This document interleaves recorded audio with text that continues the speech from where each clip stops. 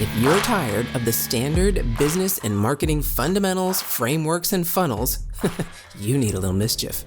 Get ready to turn up the volume on the CEO Mischief Maker podcast, where you access conversations with seasoned business owners who have smashed through mindset barriers, innovated the standard boring business and marketing playbooks, and executed future-paced strategies with bleeding-edge tools and tactics to micro-fail their way into massive success and growth. We are Mindset Impact Strategic Catalysts helping innovative entrepreneurs focus. We are CEO Mischief Makers. Ready to make a little mischief?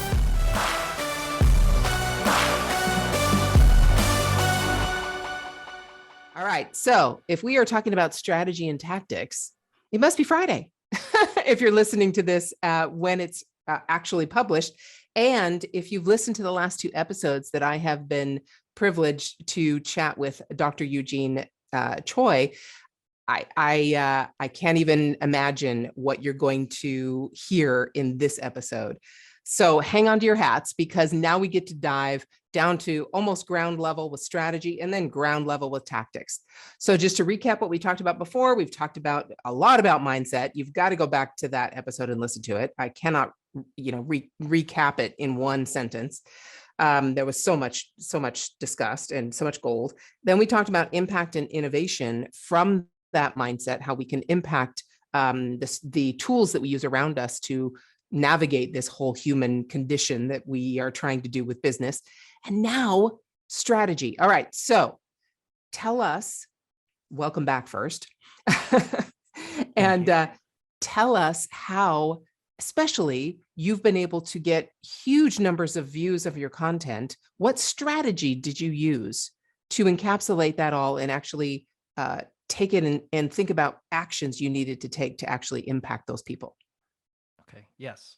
So this very much is a staple around the last conversation we talked about of like paying attention to how certain things work before focusing so much on what to do. Because the hint I always give to people, if you ever find yourself asking your question, what should I do next? What should I do here? And you feel stuck, it's the wrong question.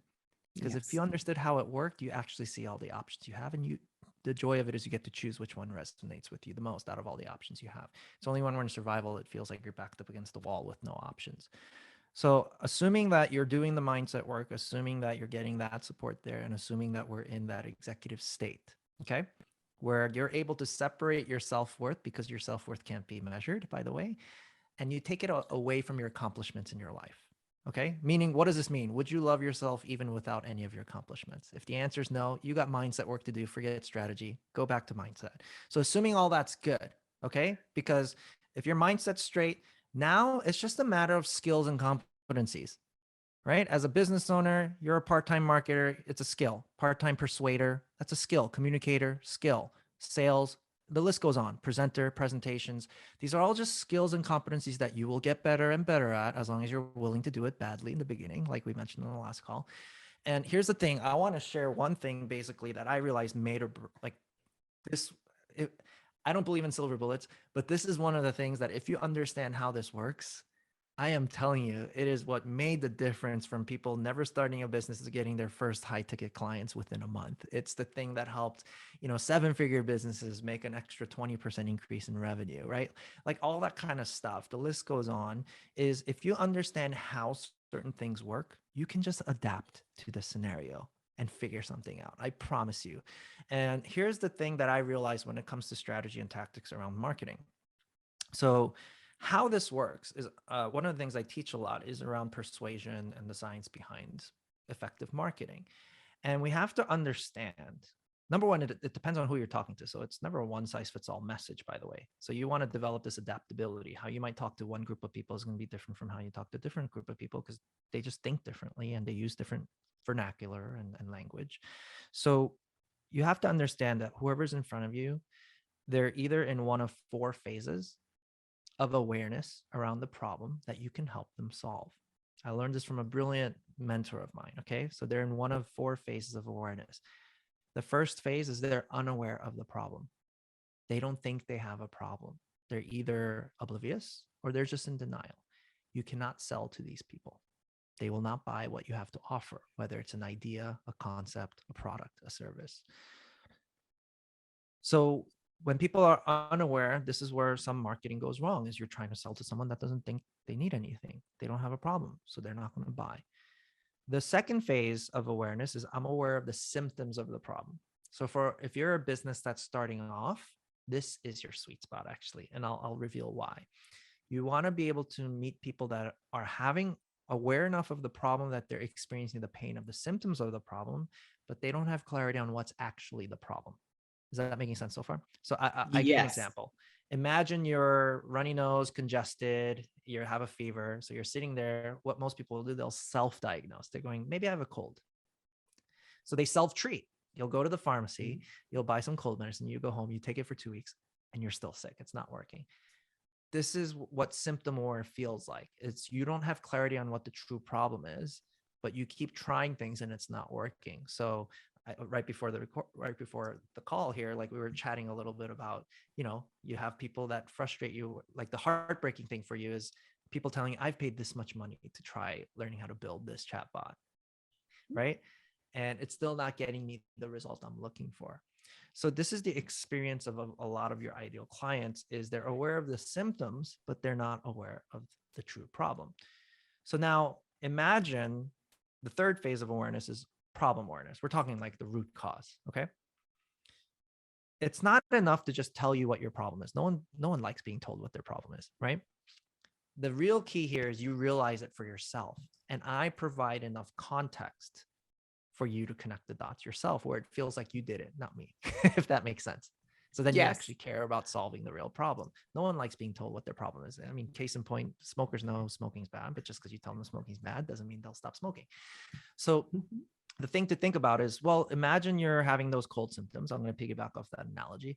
Imagine you finally go to the doctor because you're frustrated to the point now where you're like, I just want to figure out how to get rid of these symptoms. So what does a good doctor do?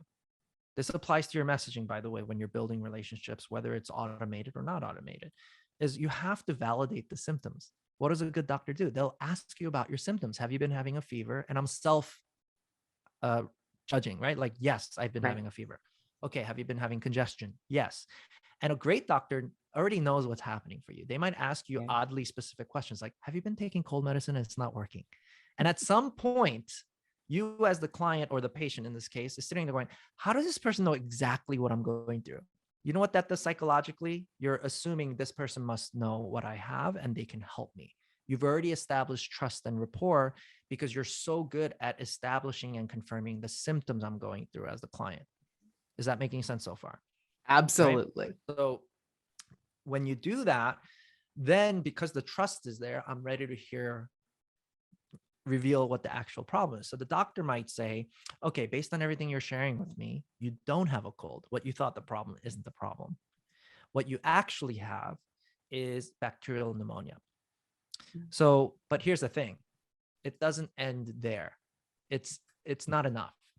Yeah. So Mike, our mutual friend, Mike Kim, I think he said this before, if I'm quoting him correctly. It's something like, if content is king, context is the kingdom, right?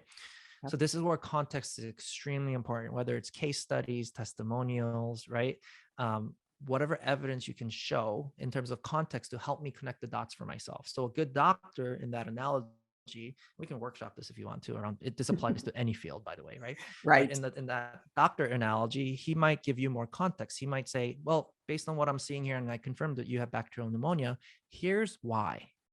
He might go, this type of pneumonia is mostly contracted in people who have these types of conditions. Do you have any of these conditions?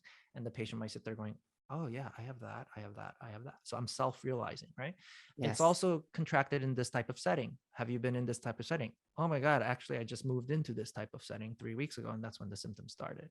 Oh, okay. Makes sense. And I might go on to give more context. The reason why cold medicine is not working is, guess what? A cold is a virus. The pneumonia you have is a bacteria. It's like apples and oranges, which is why you're taking cold medicine and it's not working. Enough context. At some point, you as the patient or the client is going to sit there and going, oh, I believe it now. This is my problem. I have pneumonia. If you can create that effect in your audience, guess what? They're already going to psychologically look to you for the solution because now I care about solving the real problem. That's when you get buying signals like, what do I do about this? How do you solve this problem? Yes. So in marketing, what I learned too is this is actually not where you put in the offer yet. When people go, what can you do? I still have to convince you and persuade you of the methodology that works, the process, right? Some people call it the proprietary methodology, the unique mechanism. So in the doctor analogy, it's just like, look, you need to, number one is we need to get clarity around what the actual problem is. That's step one. Step two is once we get clarity on what the actual problem is, we need to treat it. And then step three is once you treat yourself, you should start experiencing improvement in your condition. I'm giving you a process, right? And here's why that works, because if you don't treat the right symptoms, if you don't treat the right kind of germ that's in your body, you're going to get worse. So I'm believing in the process. So I'm like, so what do I do about this, doc? It's like, good. So we got clarity on what it is. We know it's bacterial pneumonia. Step two is treatment. It's called antibiotics. Now I'm telling you about the offer or the solution, right? Here's the solution.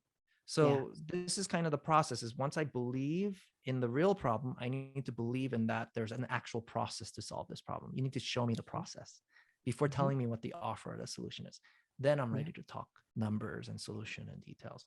So this is behind the scenes, really understanding this. That was the result of why I was able to create viral content multiple times, if that makes sense. It's just me being able to apply this, whether it's in my marketing. This is also the reason why for the first time in my life, like I've never experienced selling a package that's, $30,000 or whatever that I'm able to do now, right? Like high ticket items by understanding these concepts, even though I've never done it before. Right. And now it became a reality. So it's just behind the scenes. Once you understand this, your persuasion skills, it just skyrockets. And you want to apply that to marketing, emails, and conversations, especially presentations, giving a talk on stage to be persuasive. And this is where most marketing goes wrong, is you have to pay attention to where's your person at and bring them one phase at a time. If I'm only aware of the symptoms, the fourth phase is solution aware, by the way. If I'm only aware of the symptoms and I go, here's some antibiotics, this will clear you right up, I'm going to go, no, I have a cold. I don't need that, even though I actually do. So if you get really good at that, or if I'm a person that's unaware, you have to just talk about the symptoms. In coaching, it's just like, oh, I'm fine. It's like, oh, just fine. It's like, oh, tell me more. It's like, yeah, I'm at a job. It's good. It's not great. Okay, so it's not good. But if you had great, would you want it? It's like, yeah. How long have you been feeling this way? Oh, about 15 years. Wow, 15 years you've been feeling this way. Do you see what I'm saying? You're uncovering the symptoms now, which opens them up to want to reveal what the actual problem is. So it's just bringing them one phase at a time. And this is where marketing goes wrong so many times. You're trying to sell to a symptom where, and the reason why this is a sweet spot for people who are just starting in business is if you're the person that helped me have a come to Jesus aha moment on what my actual problem is, you've won my trust. And now I'm looking to you to solve my problem. Because if I'm already problem aware, I'm already going around who's the best chatbot, right? Who's the best chatbot expert out there. Now you're competing with people whose brands have already been around for a while. Not that you're not valuable. It's just they did the reps to build their brand. And you just need to catch up. Doesn't mean you can't get those clients, but which is why the symptom where people are the sweet spot. If you're the one that just helped them have that aha moment, that in itself is a huge service, isn't it? Because I've been trying to treat these symptoms and I'm frustrated it's not working. But if you give me full clarity on, oh my God, this is the actual problem, I finally see it. And that's when you get feedback like, I've heard this kind of stuff before, but the way you explained it to me finally helped make sense. That's the effect that you have when you develop the skill. So anyway, that's strategy in terms of what I found. Like, if you get this down, like as a skill set, it's game over. Like you can apply it to any situation. Absolutely. I agree 100%. And not only that, but you just mentioned something that I think everybody needs to pay attention to. Everything you just said, everyone needs to pay attention to. But let's take it the next step and say, okay, if you think you can't compete with all the big guys out there who already have this reputation, you mentioned that. You start with the symptom aware people. And once you build a reputation, taking care of those people, helping them understand you have the solution, you understand what their pain is, you understand what they're going through, you can help them take the bridge to bliss. I call it bliss. I call it pain versus bliss. So you have that bridge, you have that boat. Mike Kim talks about a boat to take them to Bliss Island. Yes. Once you do that for enough people, now you get a reputation so that the problem aware people, you're going to get on their radar because they Correct. already understand other people. Oh, he or she has solved that problem for those people. Now I'm a problem aware person. I think you have my solution. So Correct. And word you gets just around. grow Yeah. yourself. Yeah. Yeah. Word gets around. You get plugged into more higher quality communities, right? Yep. People start Yep. vouching for you. Honestly speaking, like our mutual contact, Mike Kim, that's why he started vouching for me. It wasn't me Yeah. asking for a handout. Yeah. You see what I'm saying? I just learned Yep. how to be really good at serving people that were symptom aware. And when they have this big aha moment, what their actual problem is, even if they don't become a client, Yeah. that's still a huge service. Yes. It's such a relief to know what's actually causing your symptoms, isn't it? Sometimes when you spend Yes. Oh my goodness. months, Yes. years going through it. So yeah, Wow. Okay. So now take us through. So how did you apply that process to your video, your 8-minute video, and get so many views? I mean, where did that yeah, fit in that strategy? yeah. So it's understanding. So the thing with a viral video, there's a couple of components to it. Is there has to be some sort of aha moment that happens for you. In entertainment, it's more of like a plot twist, right? Yeah. So it's Yeah. something unexpected enough to catch your attention. So that there's an element of that, and it has to be an emotional response. There has to be an emotional response. So if you really think about it, when you look at a symptom aware, the journey of going from symptom aware to problem aware, it is an emotional journey. Yeah. You finally get clarity on what you thought was true wasn't true, and you finally see what's true. It's a very eye-opening journey. So in the so like my short film that I did, because back then when I was doing filmmaking, it was a love story, husband and wife, right? Like wife's going blind and husband's taking care of her.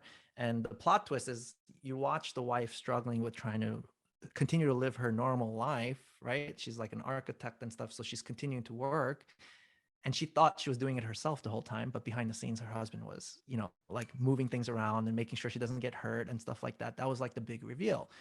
So do Yeah. you see what I'm saying? Like the symptoms are Yeah. like, oh my God, she's Yeah. suffering so much. And then Yes. the quote unquote problem awareness part is going, oh my God, like there's this beautiful, like, relationship happening behind the Relationship. scenes I wasn't even aware of. Mhm. You just enter Yep. into a different level of awareness, right? Right. Right. I applied it to my writing in the same way. Is with my writing, which is more geared towards my content now. It's just like symptoms are, you're frustrated, you're feeling stuck, right? The list goes on. You've accomplished everything in Yeah. your life that you thought you could accomplish.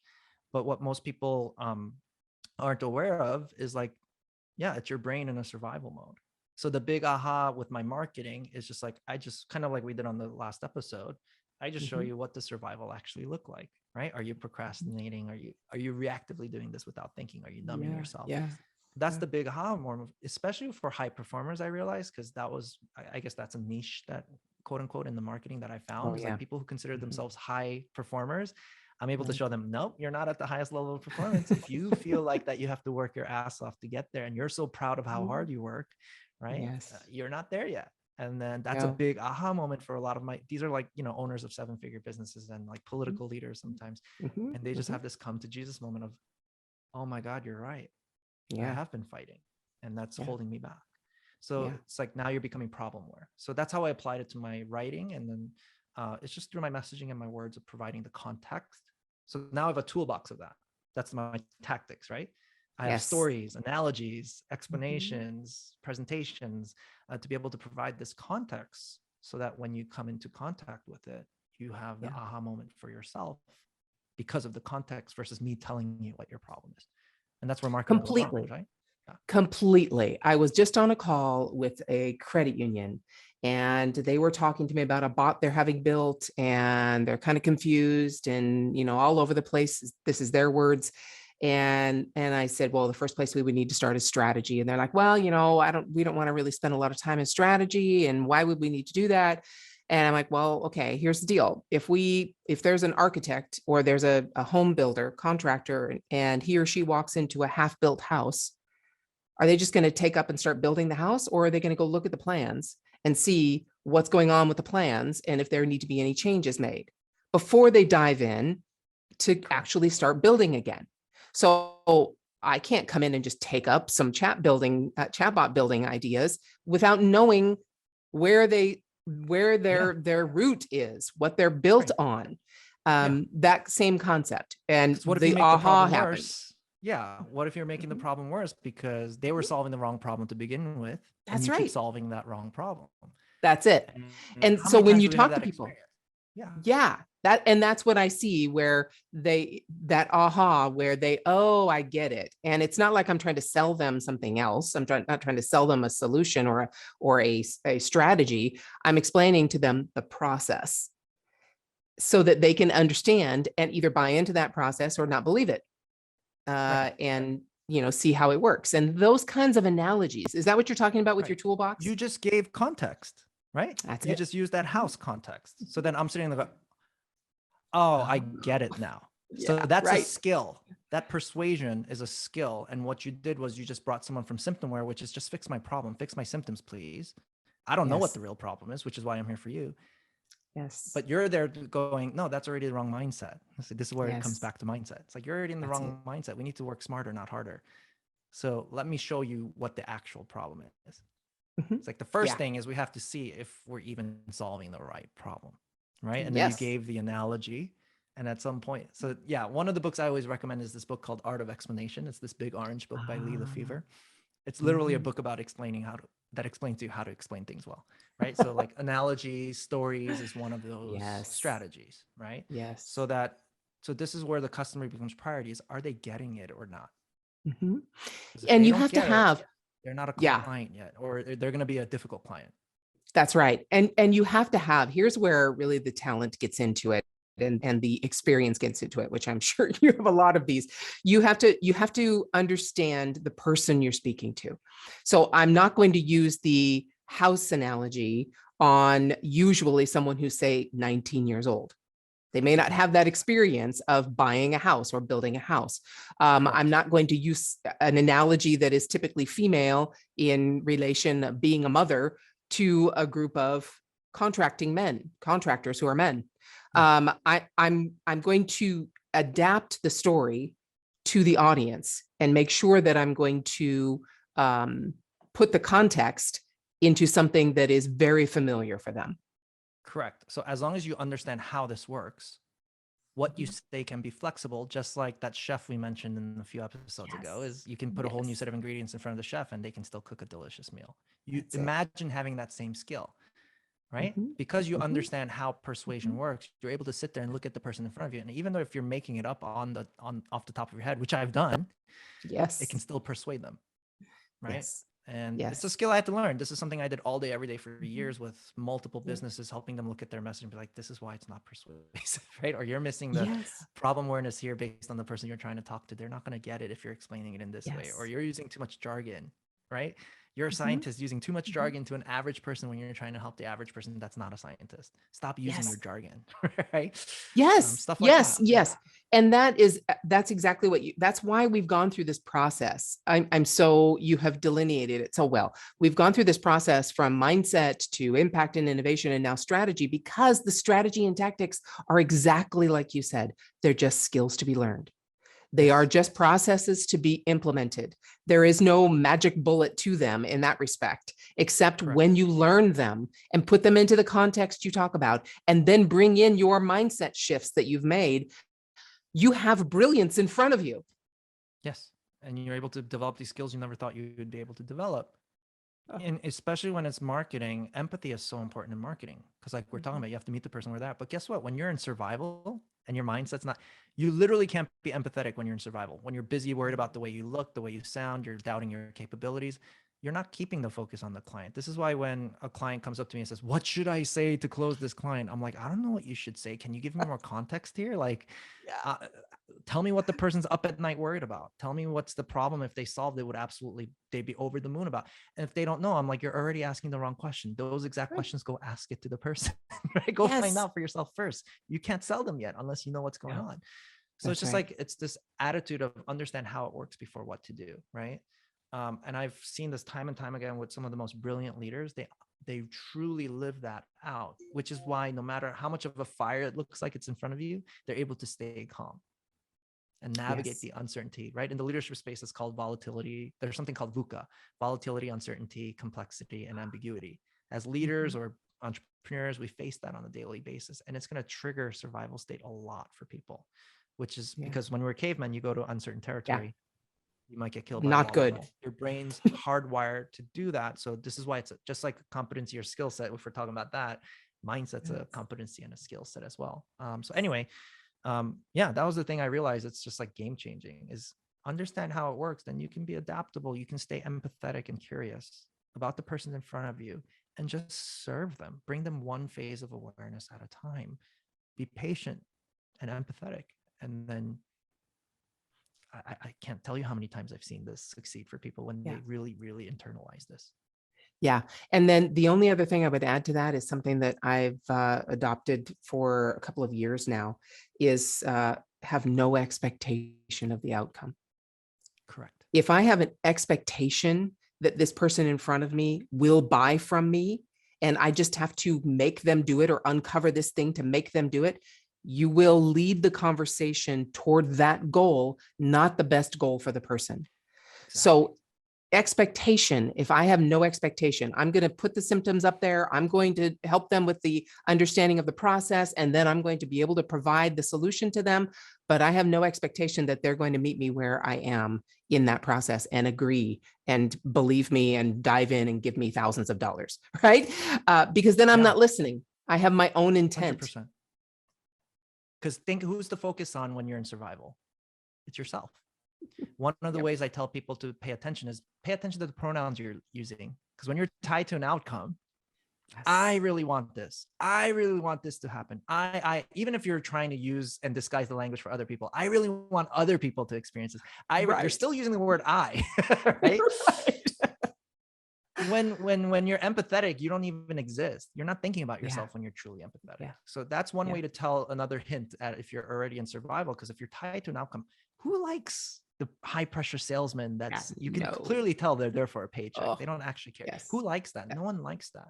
So you have to check yourself on that. Is if you're tied to an outcome, pretty sure you're already in survival versus being in an empathetic place where you can just learn the skill sets. How do I actually help this person in front of me at least make the next best decision for themselves, even if it doesn't mean they have to work with me, as long as they're pointed in the right direction. Because sales is a service. It's a service. Help you figure out what's your next best step. And if you as a salesperson doesn't view it that way, then you're already making it about yourself. It's like, oh, sales feels so icky. It feels icky because if I do it, people will view this way of me. Remember the pronoun, right? They're going to think bad of me. They're going to think this of me. Well, you're making it about you when it has nothing to do with you. Sales isn't about you. It's a service.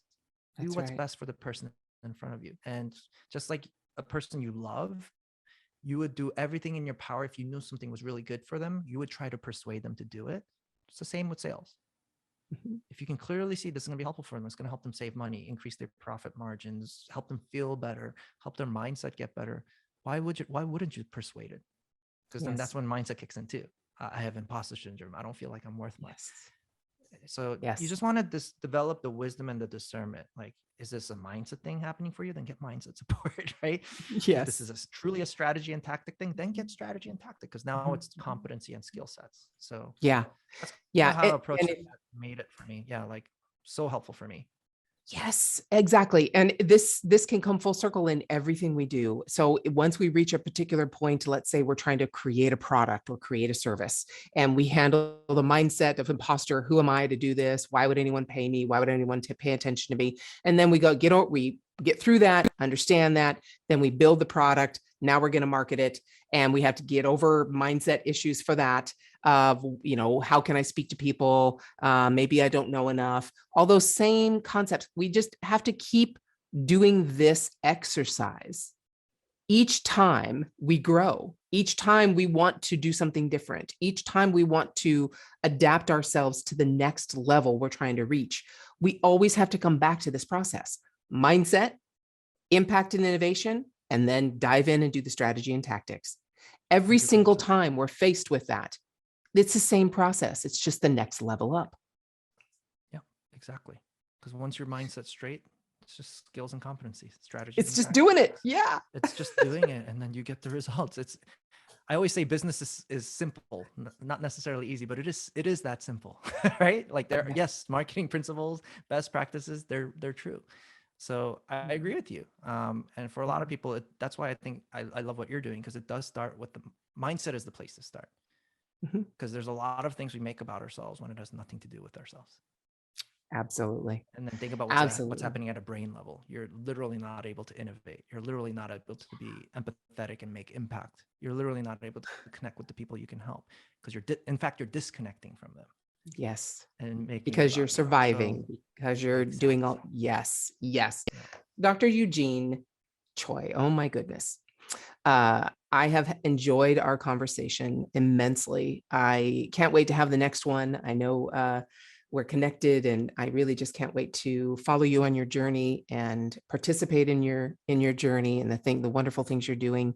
And I thank you so much for spending this time with us and sharing this incredible brilliance you have. Thanks so much for having me. This was a lot of fun. Okay, hold on. If your mindset was shifted, you were inspired to innovate, and you were spurred into action, don't just move on with your day. Focus, my friend, and take a few minutes to visit ceomischiefmaker.com to learn more about the value that was shared with you today. Please act now and create some CEO mischief of your own.